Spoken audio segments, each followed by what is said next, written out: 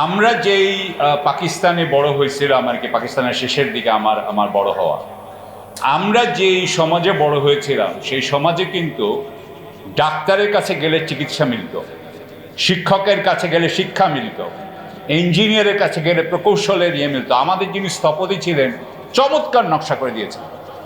কিন্তু এই 17ই ডিসেম্বর 1971 সালে যেটা শুরু হইল রেশন দোকান ভাঙা আমার চোখে, সেটা হচ্ছে যে আওয়ামী লীগ এবং শেখ মুজিবুর রহমান সাহেব আমাদের যে বিশ্বাস ভিত্তিক সমাজ ছিল এটাকে ধ্বংস করে দিলেন।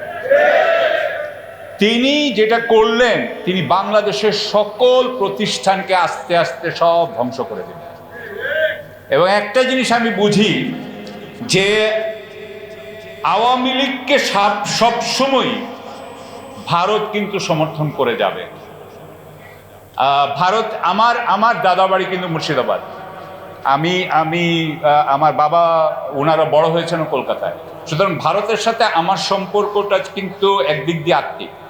কিন্তু আমি এই আত্মিক সম্পর্ক থেকে আমি ভারতীয়দেরকেও বলতাম এবং এখনো বলতে রাজি আছি যে আপনারা কিন্তু আওয়ামী লীগের প্রতি যেই আপনাদের পক্ষপাতিত্ব, যেই আওয়ামী লীগ বাংলাদেশকে দুর্বল করেছে তার প্রতি আপনাদের পক্ষপাতিত্ব কখনোই বাংলাদেশের পক্ষে নয়।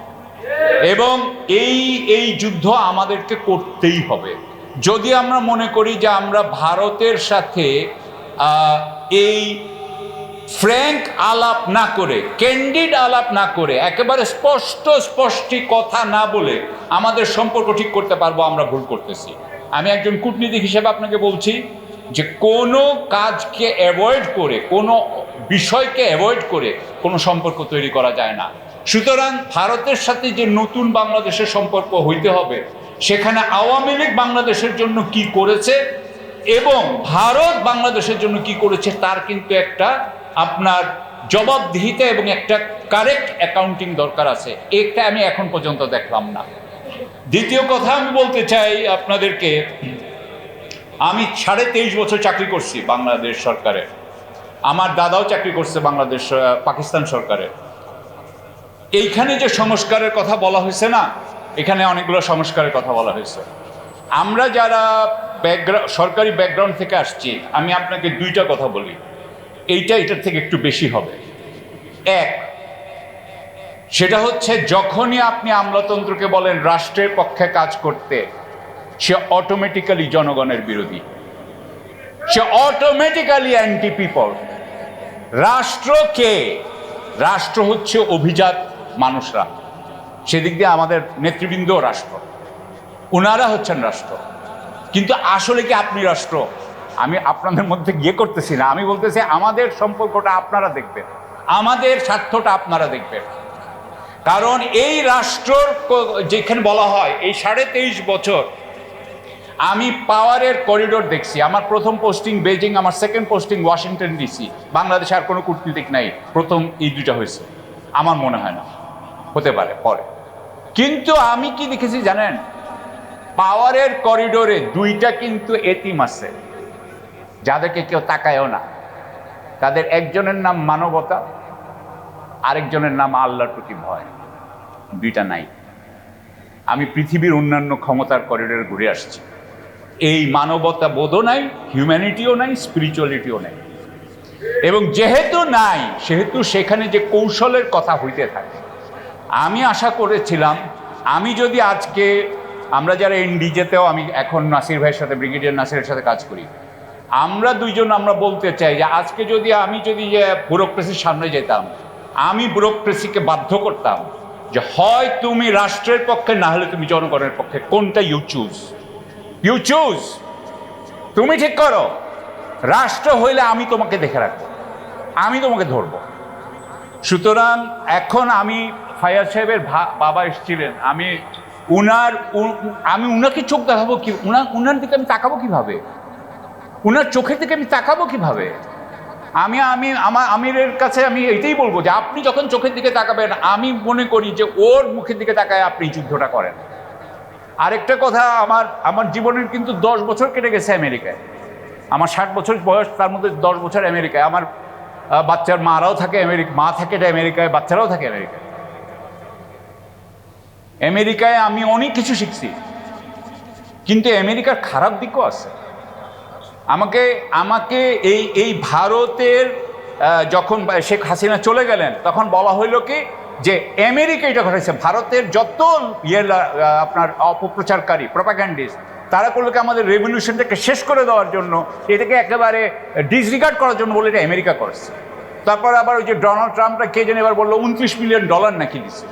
এখন আমাদের যে বাচ্চারা ওই যে ফায়াজ যে মারা গেল ওর পকেটে কি ডলার গুজা ছিল ভাই? তাহলে আজকে আমরা কেন? আমি আমার বিনীতভাবে আমি আমাদের লিডারদেরকে বলতেছি, আপনারা বাংলাদেশের মানুষের উপরে ডিপেন্ড করেন, বাংলাদেশের মানুষের উপরে ডিপেন্ড করেন। উপনে শক্তি দরকার নাই, আমরা ইনশাল্লাহ আমাদের নতুন বাংলাদেশ তৈরি করতে পারবো। ধন্যবাদ। কি ঘটেছিল সেই দিন, কি বিভৎস ঘটনা! একটার পর একটা আমাদের ভাইদেরকে শহীদ করতেছিল, গুলি করতেছিল, মাথা এক জায়গায় মগজ আর এক জায়গায় চলে গিয়েছিল। এমন একটা বিভীষিকাময় দিনের মাধ্যমে 36 জুলাই শেষে আমরা যখন সংস্কারের বাংলাদেশ, নতুন বাংলাদেশের কথা বলছি, সেখানে আমাদেরই সাথে থাকা সহযোদ্ধারা এখন নতুন ফ্যাসিস্টের চিন্তা করতেছে, নতুনভাবে ফ্যাসিস্ট হওয়ার চিন্তা তারা করতেছে। তাদের নেতাকর্মীরা দুর্নীতির সাথে যুক্ত হচ্ছে, তাদের নেতাকর্মীরা নতুন করে বৈষম্য তৈরি করতেছে। এই বৈষম্য নতুন প্রজন্মের জুলাই যোদ্ধারা মেনে নেবে না। শহীদের রক্তের সাথে বেইমানি করলে, আহত ভাইদের সাথে বেইমানি করলে, দেশের জনগণের সাথে বেইমানি করলে দেশের মানুষ কিন্তু চুপ করে আর বসে থাকবে না। যেই পার্লামেন্টে বসে আপনারা বলেন যে শুধু একটা নির্বাচনের জন্য আমরা গণভোটে রাজি হয়েছিলাম, এটা তো জাতির সাথে বেইমানি। এই বেইমানির দায়ে, এই প্রতারণার দায়ে আপনার তো পদত্যাগ করা উচিত। যেই ম্যান্ডেট নিয়ে আপনারা নির্বাচিত হয়েছেন, সেই একই ম্যান্ডেটে একই দিনে গণভোট হয়েছে, সেই গণভোটকে অস্বীকার করে আপনারা দেশ পরিচালনা করবেন, সেই চিন্তা আপনাদের দীর্ঘমেয়াদী হবে না। মাননীয় প্রধানমন্ত্রীকে বলতে চাই, মাননীয় প্রধানমন্ত্রী, প্রধানমন্ত্রিত্ব বড় না, কিয়ামত বড়।